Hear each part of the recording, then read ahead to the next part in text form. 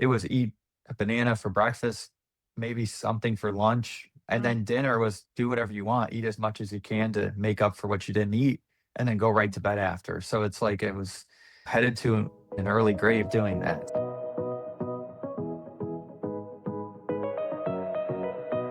Welcome back to the Harness Your Health podcast. I am here with Clarke today, who is going to go over his Health Foundation's assessment with me. I just thought that this would be a good way for you to see a real person who has taken the assessment, and then we can go through his results and talk about his lifestyle and what symptoms he might have. And hopefully this can be something that you can relate to and apply to your life as well. So thank you for being here, Clarke. Yep. Thank you for having me. I'm excited and looking forward to learning some new things today. Awesome. Yeah, thanks. So just to start off the bat, I just want to explain a little bit about this assessment. So I really created this assessment because I want people to understand how interconnected the body really is. In medicine and really in health these days, I feel like people are really trying to segment the body still and pull it all apart. And I understand that people do that as a reason to understand certain things about our health, but it's can also be a real true disservice because whether we are using a medicine or a supplement or some sort of strategy to play whack-a-mole or to band-aid things, it's really the same thing. It doesn't matter if it's a drug or if it's a supplement. And so we really need to have this overall umbrella picture of our health. And this is really an excellent starting point, this assessment for literally anyone. It does not matter who you are, what you have going on health-wise. And so I just want to set the stage with that because it is really important to realize that we are independent, unique beings. And a lot of that is just a function of everything we've been exposed to since the time we were in utero to however old we are today. But our biology is really the same. And people do have different lifestyles and obviously different preferences. And we can always work within that. But the assessment just is such a great starting point. So when you go through this assessment, it's 37 questions. It's on my website, which is foundations.primetenourish.com. It takes about maybe 5 minutes, would you say, Clarke? Yeah, not even, but Yeah. still very thorough. Yeah, it's Yeah. pretty quick. It's a lot of different types of questions. So you had mentioned that before when we were talking before we started recording that it's some symptom type questions, it's some questions about your habits and things like that, but it is very to the point and quick. This is not something that's long and drawn out. And then at the end, you will get a summary. And we're going to talk about yours in particular because it's not unheard of, but it definitely is a little bit unique based on something you had in your past. But we'll talk about that a little bit. So when you finish the assessment, you get an email that has your results, and then you can go in and read it. And this is a very big overview, but a great overview. So your top priority, which is what the assessment is designed to give you, was digestion. And the reason it was that is because you answered a question about have you ever had SIBO or IBS, inflammatory bowel disease, or celiac disease? Because obviously, if you have any of these conditions or diseases, you have dysfunction in your digestive process. And so these things just by themselves don't mean that you're like a lost cause, nothing like that. It's just that digestion is your priority. But when we actually look at your answers, you had a very different priority for your health. Do you want to mention that a little bit?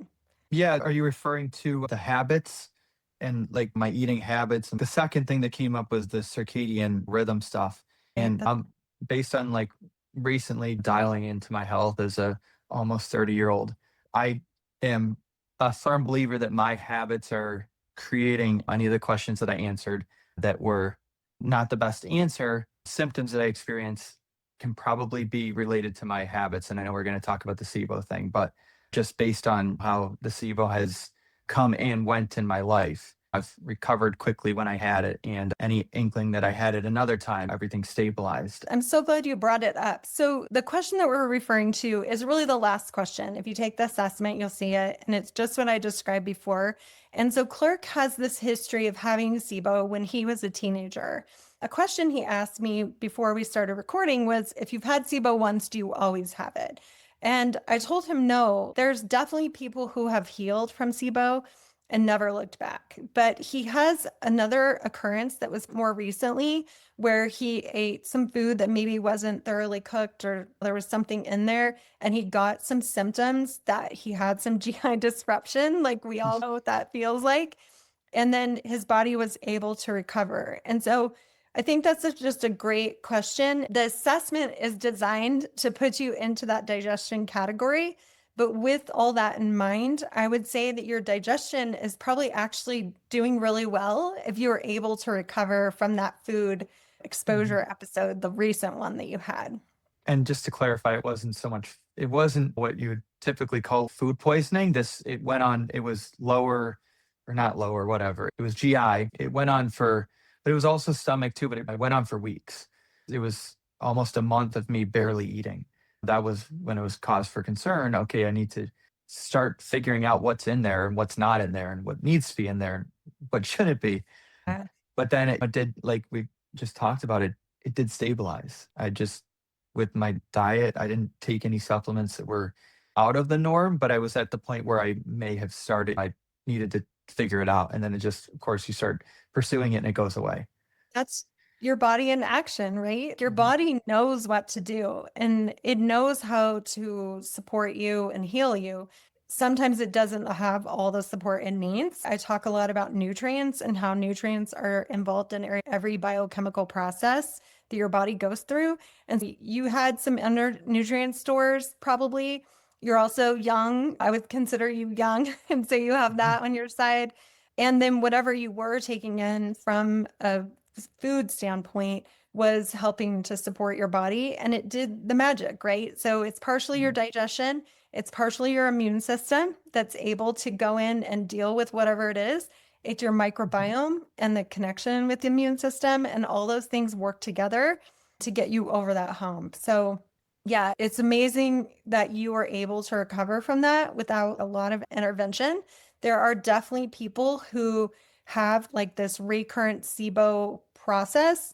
And I will say that what I've seen in my clients, it's most likely due to the fact that their SIBO was just addressed from a kill standpoint. So it's like they were given antibiotics or herbal products to kill the SIBO in their small intestine, and nothing was ever discussed about their digestive process because SIBO is not a root cause disease or condition. It is something that has been set up by a digestive process that's not working quite optimally. And I'm not going to go into this in depth in this episode because I have a whole series of digestive episodes coming on my podcast. But essentially, your digestive process starts from the beginning and really starts in your brain. But if we think about it mechanically, starting in your mouth, and then it finishes at the other end with your poop, right? And so that process is a step by step process, and each step sets up the next step. So for SIBO, your mouth digestion and your stomach digestion have to be working properly to set up proper small intestine digestion, which is what SIBO is, small intestinal bacterial overgrowth. So you had SIBO, but if you're recovered from that and you're not having it anymore, and in your situation, you recovered from that more recent episode, your digestion is actually doing really well. We're going to talk a little bit more about your assessment and really the category based on your answers that you fell into that was more prominent for you, because that is really where we're going to talk about some of your habits. And like you've already mentioned, you've been working on some things yourself. And then hopefully I can give you a little bit of insight to help with some of Mhm. these other things. From the assessment, your circadian health was actually considered primary, even though when you got your results, it said secondary. But again, that was because of the digestive piece.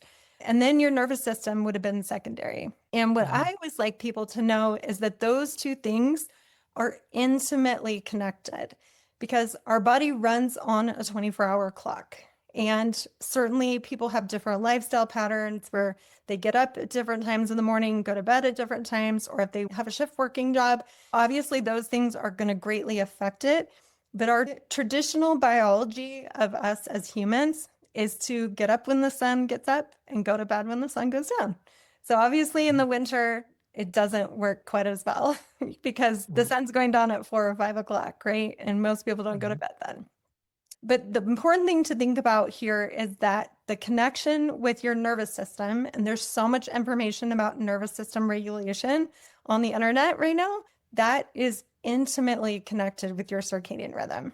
So, one of the things that I suggest that people do is think about their day as bookends. And so you have the way you start your day and the way you end your day. And so, if we just look at some of your answers to some of those questions. You said that you get morning light. I think the question is, I view morning sunlight outside without sunglasses for 15 to 30 minutes every day. And you said rarely, but you also said that you go outside during the day, even just for a few minutes, which is great. So as far as a bookend, I think for anyone, and this is where it can get a little tricky based on where you live. Some people have more cloud cover. Some people live further north where there's a lot more sun in the summer, a lot less sun in the winter, right? And so you do have to adapt a little bit to what your personal situation is. But the minute you go outside in the morning when you get up, even if you're not going out at sunrise, which most people don't want to get up at 5 or 6 o'clock right now, right? If you woke up at 7 and you just went outside first thing in the morning, what that does is that sunlight goes into your eyeballs and it tells your brain that it's morning. And we have a very typical hormone profile, which most people are familiar with cortisol.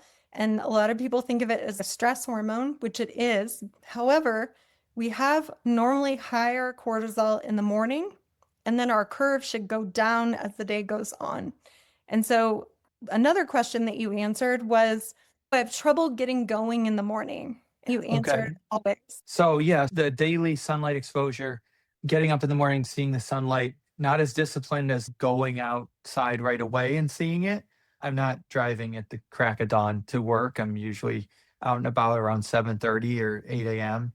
Yeah. And so I do get that initial, like I walk to my car, I see the light, but especially in the winter, like you talked about, in the Mhm. mornings, it is even worse not seeing the sun. It's been harder to wake up recently and then I wake up. I basically am getting to the coffee and getting in the shower. When I, based on our conversation, it would be more beneficial for me to go see the sunlight.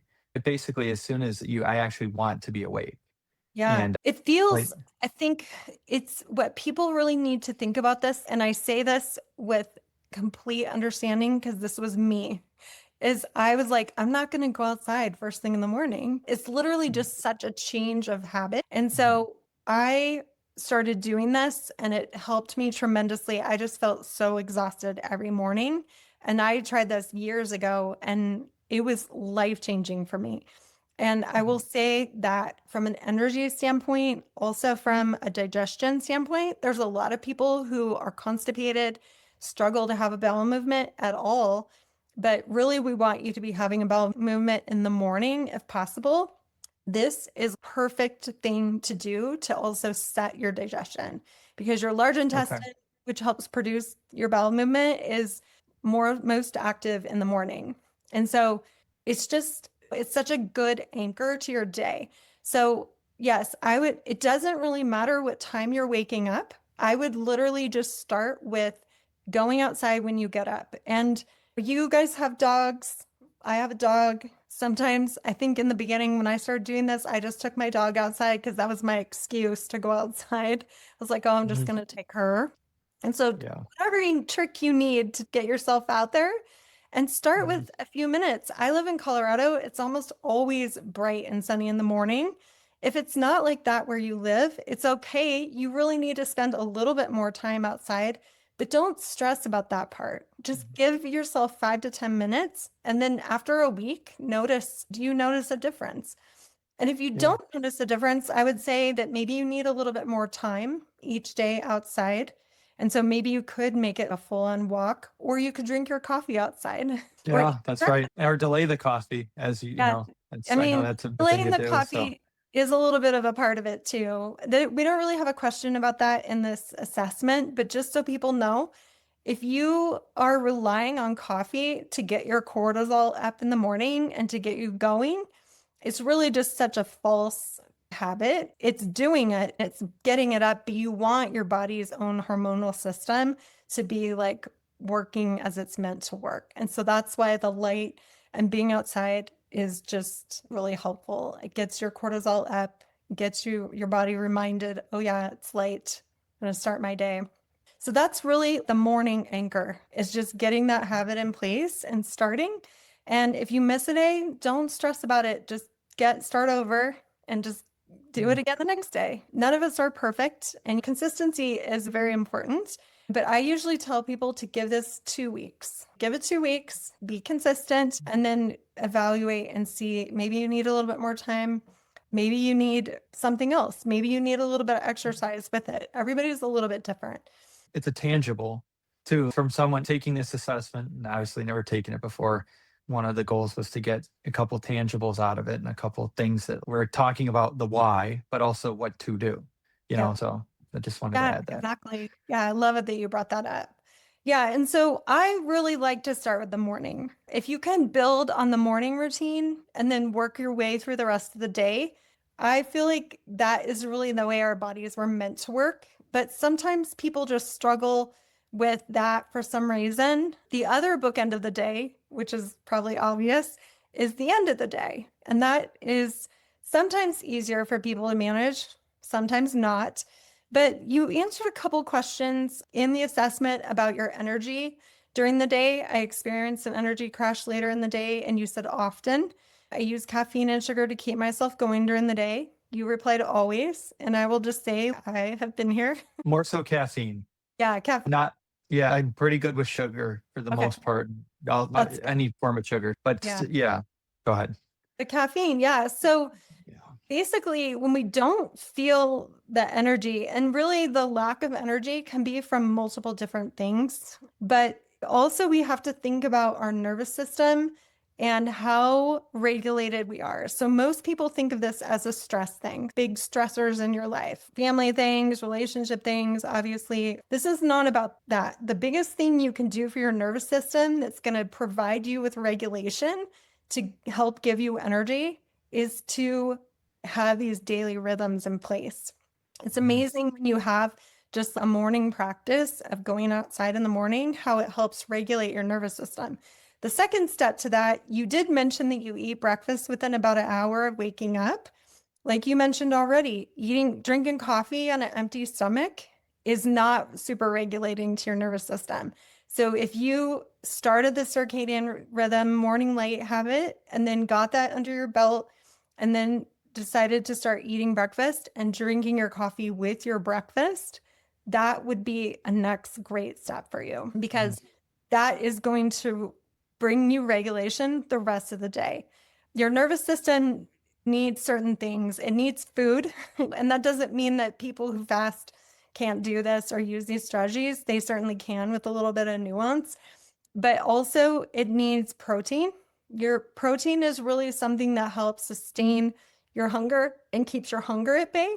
And then it needs the circadian rhythm hormonal input, because the other thing circadian rhythm does, or I should say just light input in the morning, is it helps regulate your leptin. And leptin is huge, has a huge hormonal influence with your cortisol, with your melatonin even. It's all of our hormones work together. None of them work separately. And so thinking about it in this daily fashion is just a great way to think about it.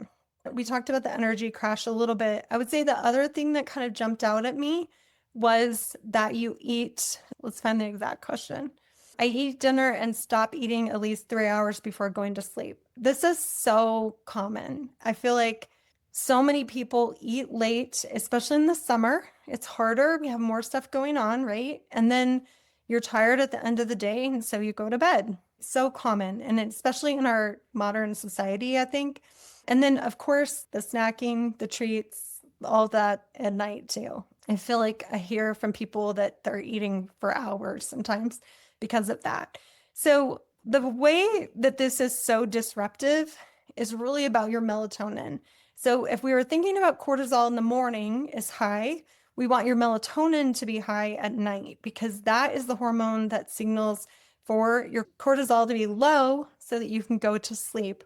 It also has a very intimate relationship with insulin. So, insulin is a hormone that is secreted when you have blood sugar that needs to be managed, basically. So, if you're eating food, and oftentimes the foods that we eat later at night tend to be higher in carbs or sugar. And so we have more insulin on board because our body is trying to move that blood sugar out of our bloodstream and store it basically into your liver or into your fat. And so you literally cannot have high melatonin when you have high insulin. And so this is a premise for people who have trouble sleeping, which your answers don't really indicate that you do. But if someone does have trouble sleeping, this is strategy number one. I know I said earlier that the morning was really important, but I almost think that if you have trouble sleeping, you're eating late, this is probably the first thing that you should work on is creating this window. And so a lot of people hear 3 hours and they just are like, I can't do that. And so this is Mhm. not something that you usually change overnight. I would suggest, let's say you're eating at 8 and going to bed at 9 or 10, just work on that window a little bit, eat a little bit earlier. If you're going to bed at 10 or 11, that's pretty appropriate. If you're staying up later than that, that's like a whole nother conversation. Again, like aligned with our biology, we're meant to go to sleep a little earlier.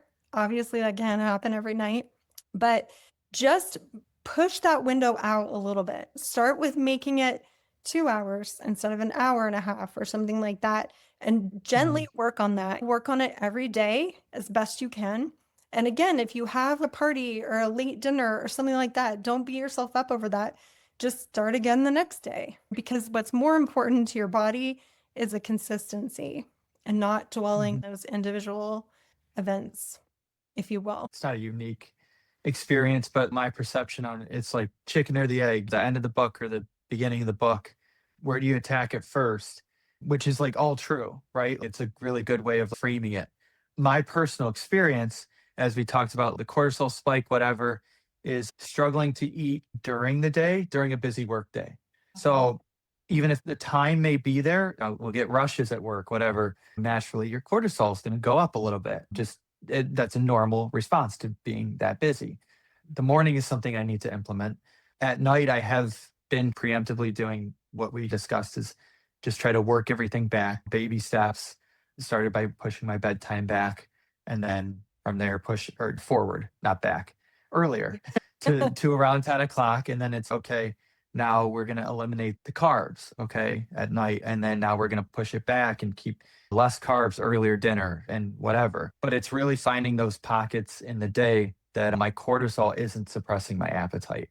So Yeah. just being super disciplined, finding things that are healthy, that are good for my blood sugar, that I like, and just being disciplined about putting them in my body within those hours of the day when I should be eating, Yeah. in order to move my bedtime back. Because what'll happen is go to work, high cortisol all day, finally it crashes. Now I'm hungry.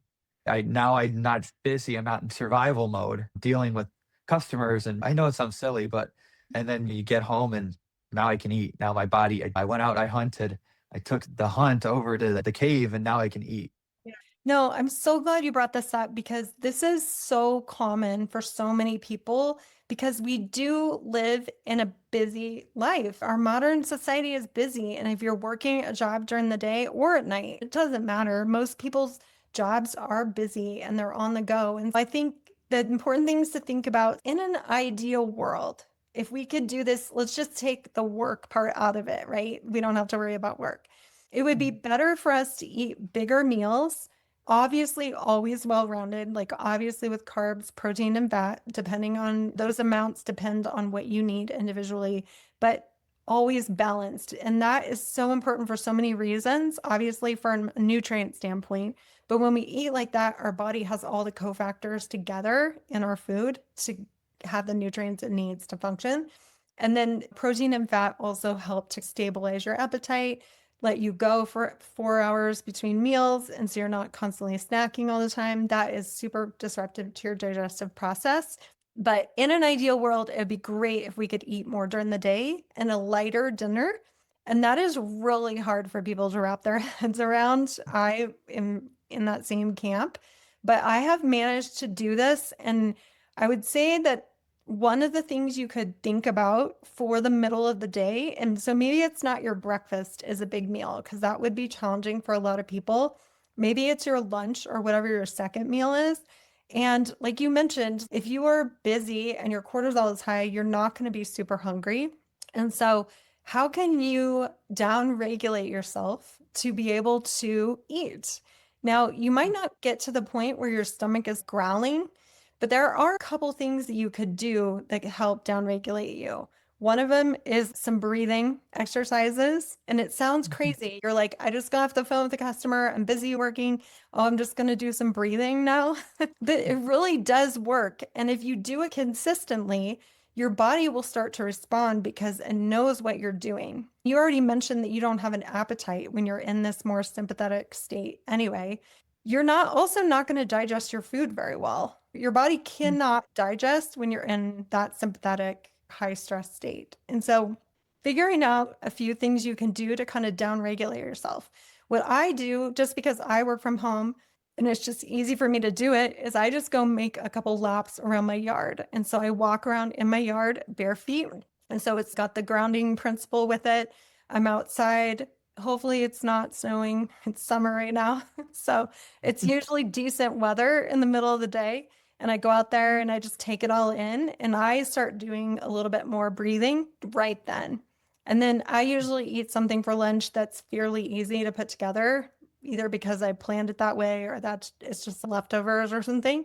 And then by the time I come back to the kitchen, I'm already downregulated and I might not be hungry, but like you mentioned, I am planning on eating. And so, what this might look like for you, if you're not really eating very much now in that time period, is just starting with something small. You can gradually work your way up to more food and bigger meal that you can actually digest because you also don't want to have that opposite effect where you eat something big and then you're just like food coma for the afternoon, right? Right.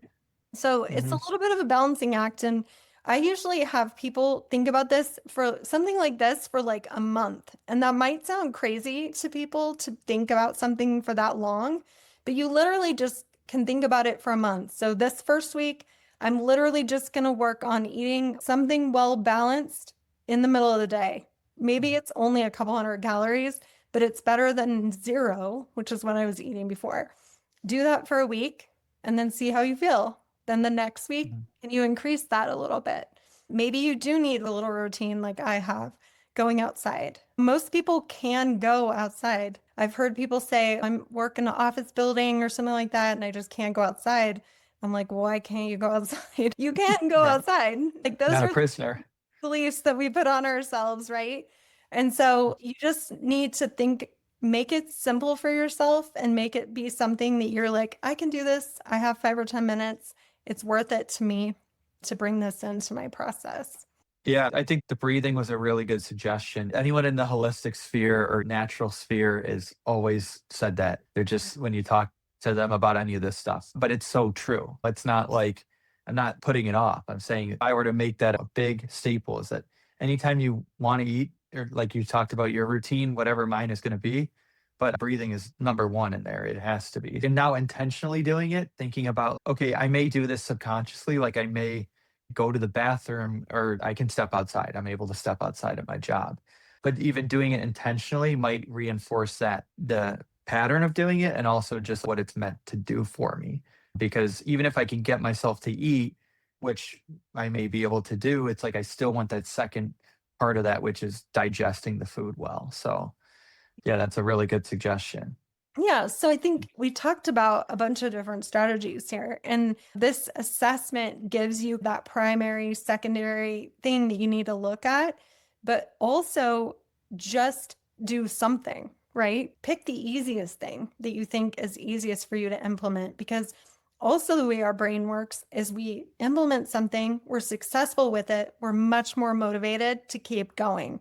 And so once you have that intrinsic motivation and you're like, this is working for me, I'm feeling a difference, then you're like, what am I going to do next? And so you can come back to these strategies, to your assessment, and think about what you can do next. Even though if circadian rhythm is your priority on your assessment, yes, I will always say that going outside in the morning is important. But if you pick to actually eat lunch where you're not eating lunch, or to bookend your day at the end of the day, like we talked about earlier, those are also great strategies and they just build on Mhm. each other. Yeah, that's been my struggle, and it's been changing over the past couple of years just because of awareness. But then it's you bring the awareness, you bring these ideas, and then you see what life is going to throw at you that's going to knock you off course. What are you dealing with? For, let's say you plan for your last meal to be at go to bed at 10, finish by 7 p.m. Okay. Then X happens. Then you're dealing with something from 6 to 8. And so that's where you talked about that's just a day though. The next day is now another day. So Yeah. go back to what you did the day before, even though that happened that day. So it's Yeah. consistency over time and not getting discouraged. Even if I try to do it in the first 3 days, don't go well, just day four and just, but the awareness of I didn't realize all of these things were causing the issues or could cause long-term issues that maybe I wasn't experiencing yet, long-term health issues. But this was like as a kid, I say kid, but young adult, it was eat a banana for breakfast, maybe something for lunch, probably something bad because that's what looked good enough to eat. And Mm. then dinner was do whatever you want, eat as much as you can to make up for what you didn't eat, and then go right to bed after. So it's like it was headed to an early grave doing that. You've had that routine for kind of a long time, right? So it's good to be aware of that and to be gentle with ourselves and realize that this has been going on for 15 years. You're Yeah. essentially the same pattern, but you can start these interventions now and it'll make a difference quickly. That's the thing is your body physiologically responds very quickly to this. And I hear from people and knowing myself having a lot of nervous system dysregulation, the key to regulating your nervous system is starting with your physiology. Because if you have your physiology in place and you're eating enough food and you're eating at the right times of day and you have this kind of bookend thought about your day, then if you do have a huge stressor, it's definitely not going to be as impactful to you as if you were completely dysregulated from a nutrition standpoint and a rhythm standpoint. Yeah, it's like being prepared for life, like being equipped, physically equipped and physiologically equipped to handle what life is rather than like one of my questions was how do you respond to stressful situations? And it's not so much my mindset, it's more some of it's mindset, but that's those are separate issues that you work on, but you put yourself at a disadvantage out the gate by not doing these simple, they're simple, not easy, but simple things to put yourself in a good position to deal with life. You're Yeah. starting with one leg, whatever, you know, you're pulling extra weight for no reason for most days of the week or month have control over. Yeah, a lot of people are dealing with things like really stressful things in their lives. There's no question. It's just that if you can control some of these things, it will have such a great impact on your entire physiology, but your nervous system, most importantly. And if you are feeling like you just can't regulate your nervous system, this is the right place to start. Yeah, for sure. And it's like when you once you start seeing these things too, which I have as we're having this assessment conversation, I put some of this stuff in play. It's more so at this point in my life about the discipline and having this just be what I do. Yeah. The same way I would brush my teeth or the same way I would drive to work. Like Yeah. I get up and I go see sunlight and then it's not something I have to think about. Having it be effortless is what I'm trying to say is the goal, I think, of anything you try to implement like this. Absolutely. Yeah. And so that's why starting some of these habits, which might be a little more challenging for you to switch, whatever you can do to make it happen, telling someone that you live with, telling your dog, taking your dog outside. Most people's dogs that I know are going to love going outside in the morning, right? Even if you're just wandering around your yard or something like that. And so it's whatever you can do to make it happen for you until it is automatic. That's really the key for all of us because Yeah. we're human after all. Yeah, not everything's good or bad. I never used to drink coffee. So Yeah. now this is something that it's not that I do it, it's necessarily bad. It's just how I do it. But if that was never a habit, other things that aren't habits can now be habits. Awesome. Thank you so much, Clarke. This was wonderful. I really appreciate you going through this with everyone, and all of your comments and insightfulness is just really helpful. So, is there anything else you want to add before we sign off? No, just really refreshing and have stuff to work with Yeah, and things to focus on in a good way. yeah, for sure. Awesome. Have a great day. And if you need the link to the assessment, it will be in the show notes, or you can go to foundations.primetenourish.com. Thanks, Thank you everyone. so much.